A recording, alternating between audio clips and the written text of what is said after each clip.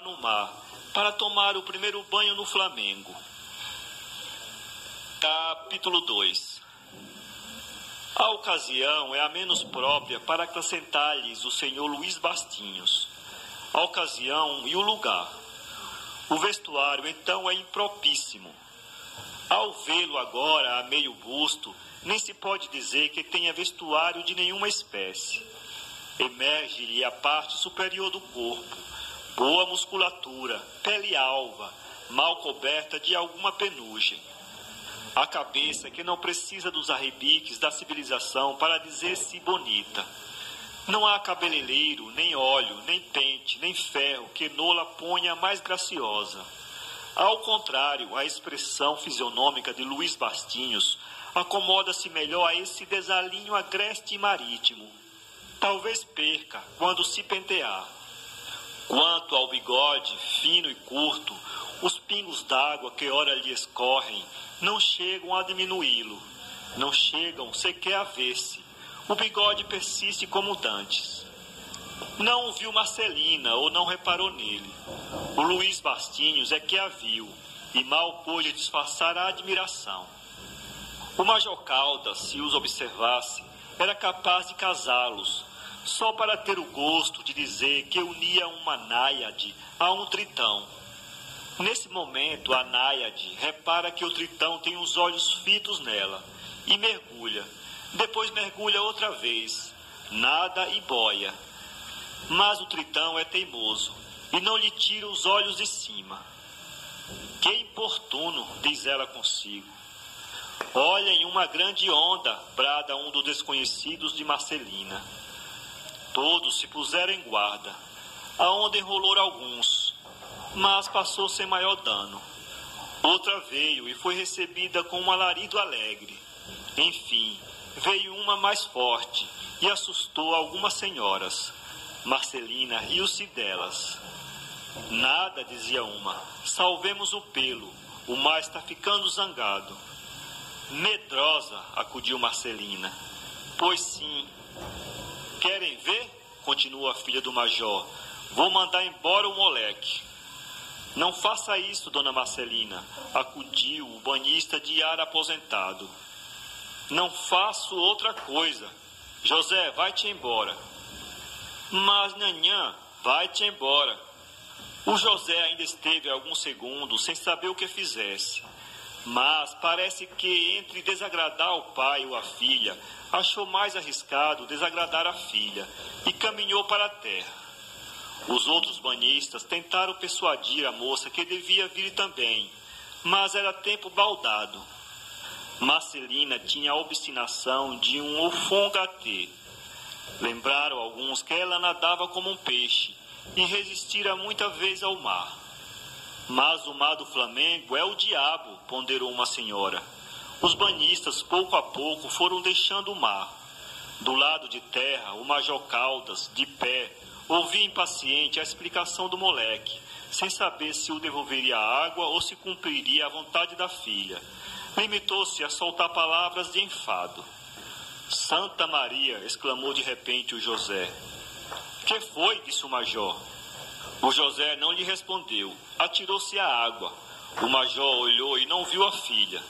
Efetivamente, a moça, vendo que no mar só ficava o desconhecido, nadou para a terra. Mas as ondas tinham se sucedido com frequência e impetuosidade. No lugar da arrebentação, foi envolvida por uma. Nesse momento é que o moleque a viu. Minha filha! Bradou o Major. E corria desatinado pela areia, enquanto o moleque conscienciosamente buscava penetrar no mar. Mas era já empresa escabrosa. As ondas estavam altas, fortes e a arrebentação terrível. Outros banhistas acudiram também a salvar a filha do major, mas a dificuldade era só uma para todos. Caldas ora implorava, ora ordenava ao moleque que lhe restituísse a filha. Enfim, José conseguiu entrar no mar. Mas já então lutava ali, junto ao funesto lugar, o desconhecido banhista que tanto aborrecera a filha do major. Este estremeceu de alegria, de esperança, quando viu que alguém forcejava por arrancar a moça da morte. Na verdade, o vulto de Marcelina apareceu nos braços do Luiz Bastinhos, mas uma onda veio e os enrolou a ambos. Nova luta, novo esforço e desta vez definitivo triunfo. Luiz Bastinhos chegou à praia arrastando consigo a moça. "Morta!" exclamou o pai, correndo a vê-la. Examinaram-na. Não, desmaiada apenas. Com efeito, Marcelina perdera os sentidos, mas não morrera. Deram-lhe os socorros médicos. Ela voltou a si. O pai, singelamente alegre, apertou Luiz Bastinhos ao coração. "Devo-lhe tudo", disse ele. "A sua felicidade me paga de sobra", tornou o moço. O major fitou-o alguns instantes. Impressionara-o a resposta.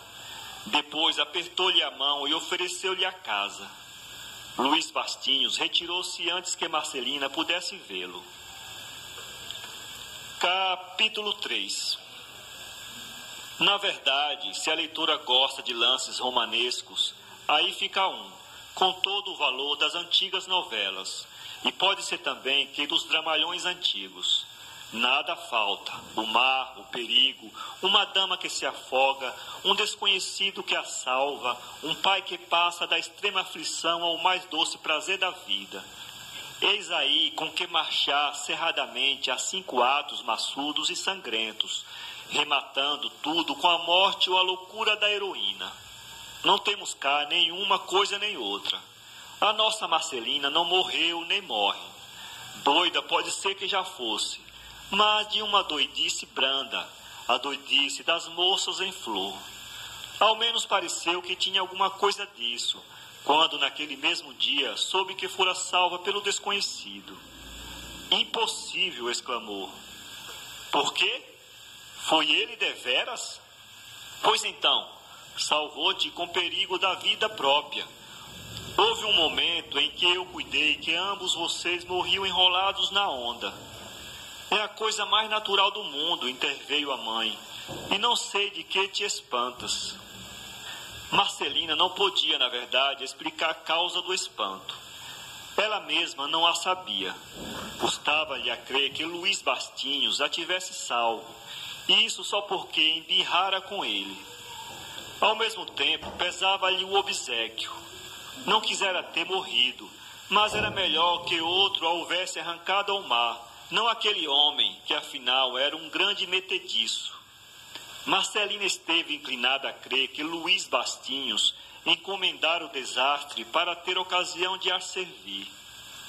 2 dias depois, Marcelina voltou ao mar, já pacificado dos seus furores de encomenda. Ao olhar para ele, teve uns ímpetos de Xerxes.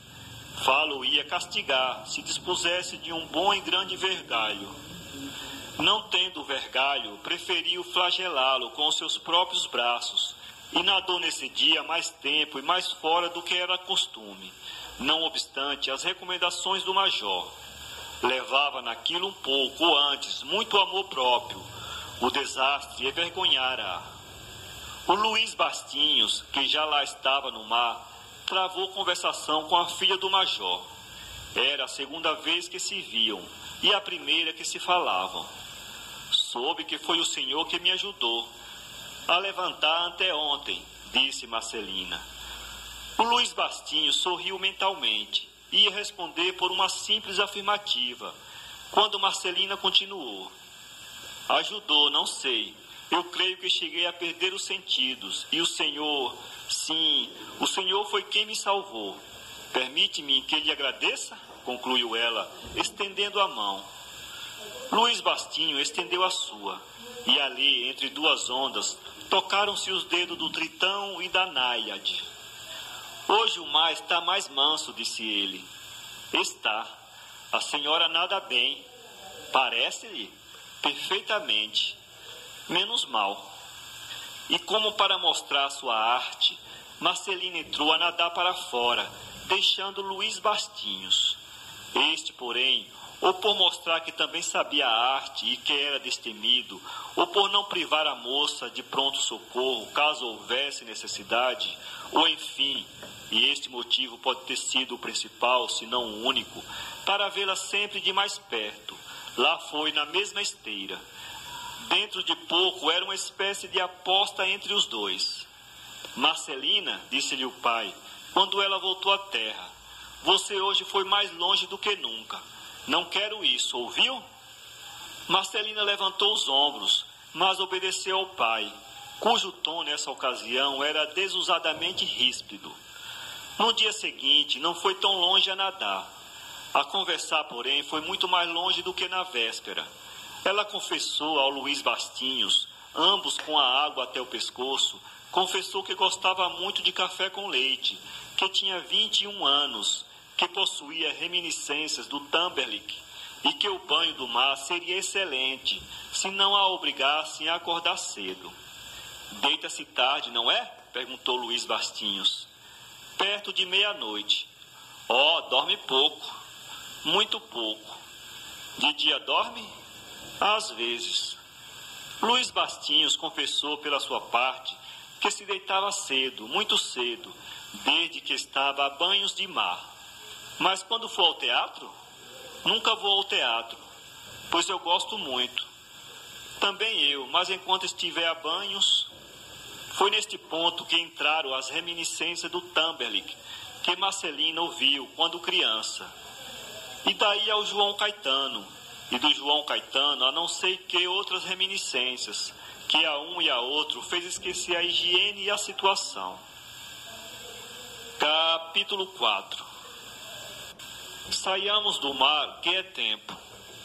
A leitora pode desconfiar que o intento do autor é fazer um conto marítimo, a ponto de casar os dois heróis nos próprios passos de Anfitrite, como diria o Major Caldas.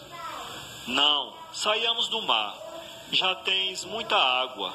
Boa, Marcelina.